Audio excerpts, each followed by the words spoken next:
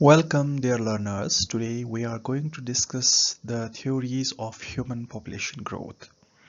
Population growth has always been at the center of human history, shaping our relationship with resources, economies, and the environment. Theories of human population growth attempt to explain whether rising numbers bring prosperity through innovation or strain society towards crisis. From Malthus's warning that population could outpace food supply to neo-Malthusian concerns about sustainability and environmental limits, these ideas highlight the balance between people and resources. Population growth has long been a central theme in demography, economics, and environmental studies as it directly influences patterns of development and environmental sustainability. The size and the growth of human populations determine the demand for food, water, energy, and other essential resources, shaping the trajectory of societies across the time. To understand these dynamics, scholars have developed various theories that explain how population growth interacts with resources, technology, and social organization.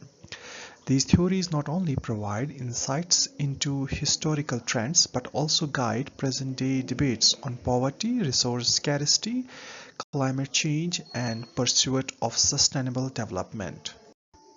Population growth has been one of the most significant subjects of study in demography, economics, and environmental science because of its profound impact on resources, development, and sustainability.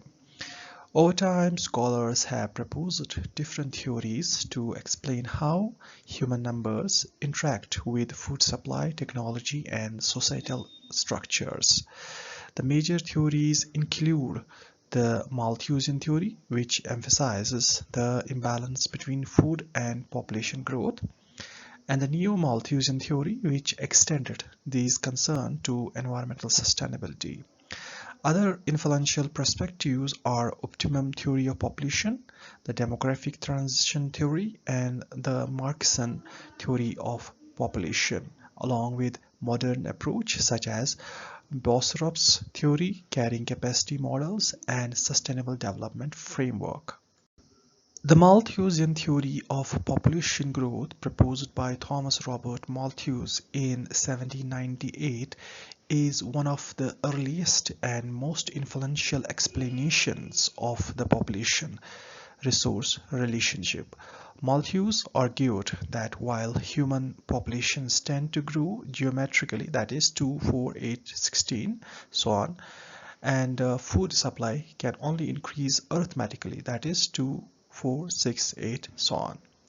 This imbalance, he suggested, inevitably lead to overpopulation resulting in crises such as famine, war, and disease, which he called positive checks. To avoid such outcomes, Malthus recommended preventive checks like delayed marriage, celibacy, and moral restraint. However, the theory has been criticized for ignoring technological progress, agriculture innovations, and social changes that significantly expanded food production and reshaped population dynamics. Malthusian theory was proposed by Malthus in his influential work, an essay on the principle of population in 1798. Malthus developed his idea during a period of significant social and economic transformation as England was experiencing the Industrial Revolution, marked by rapid urbanization, technological advancements, and population growth. He observed that population was increased at unprecedented rate, raising the concern about whether food production and other essential resources could keep pace. This historical backdrop shaped Malthus's argument that unchecked population growth would eventually exceed the capacity of resources, leading to widespread hardship. As I have discussed, that Malthusian theory's principle says that population and food supply grow at different rates. This imbalance means population is likely to outpace the food uh, resources, leading to inevitable pressure on subsistence. The consequences of overpopulation include famine, disease, and conflict, which Malthus described as positive checks, which I have already discussed. Now, what are the implications as per the Malthusian theory? Unchecked population growth would inevitably result in scarcity, poverty, hunger, and environmental degradation. He emphasized that the sustainability of resources is limited, meaning that continuous rapid population growth would place unbearable pressure on land, food, and other essential, ultimately making long-term stability impossible. And this theory has also some criticism that the theory has been widely challenged for its pessimism and narrow outlook. Malthus did not anticipate technological advancements in agriculture such as green revolution, fertilizers, and mechanization, which dramatically increased food production. He also overlooked social and economic changes, including education, family planning, and changing the role of women, which reduced fertility rates. In many regions, food production has outpaced population growth, proving his prediction inaccurate. Moreover, critics argue that Malthus overemphasized natural limits without acknowledging human innovation and adaptability. The Neo-Malthusian theory, which emerged in the 20th century onwards, represents a revival of Malthus's idea, but with a strong focus on environmental concerns and sustainability. Neo-Malthusians argue that rapid population growth not only strains food supply but also threatens natural resources, ecosystems, and the global environment. They emphasize issues such as climate change, biodiversity loss, water scarcity, and pollution as consequences of unchecked growth. To address these challenges, Neo-Malthusians strongly advocate for contraception, family planning programs, and women empowerment as essential measures to stabilize population. However, the theory has been criticized for being overly pessimistic and for ignoring inequalities in resources distribution and consumption, as overconsumption by wealthier nations often drives environmental degradation more than sheer population numbers. Neo-Malthusian theory was shaped by rising concern about resource depletion, environmental degradation, and long-term sustainability of human societies. This perspective gained momentum through influential works and organizations, most notably by Paul Ehrlich's book The Population Bomb in 1968, and the influential reports of the Club of Rome, such as Limits to Growth 1972. Later neo-Malthusians Later neo-Malthusian ideas become closely tied to climate change debates, ecological crisis, and sustainability movements, highlighting the urgent need for population control alongside environmental conservation. The core ideas of neo-Malthusian theory build upon classical Malthusian concern while incorporating modern environmental perspectives. Firstly, it revives Malthusian's warning by acknowledging that population growth continues to threaten resource availability and environmental sustainability. Neo-Malthusians emphasize the finite nature of natural resources, including fossil fuels, fresh water, forests, and biodiversity. Regarding technology and policy, they recognize that innovations can temporarily ease resource pressure, but technological progress cannot indefinitely counteract exponential population growth. The theory also highlights environmental limits, pointing out that overpopulation contributes not only to food security but also to pollution, climate change, deforestation, desertification, and biodiversity loss. To mitigate these impacts, neo-Malthusians advocate population control measures such as contraception, family planning, reproductive health policy, women's empowerment, and smaller family norms to achieve sustainable development. To summarize, the neo-Malthusian theory emphasizes that Earth has finite carrying capacity and exceeding it could lead to ecological collapse.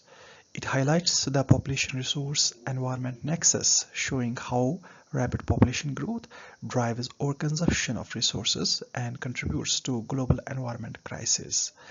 High population growth in developing countries is seen as a barrier to development, slowing economic progress and perpetuating the poverty. While some critics argue that neo-Malthusians' perspectives are often too pessimistic and alarmistic, the theory ignores inequality in resources distribution, where overconsumption by developed nations may have greater environmental impact than population growth in poor regions. Technological and social innovations such as renewable energy, precision agriculture, and circular economy practices offer alternatives to mitigate resource stress.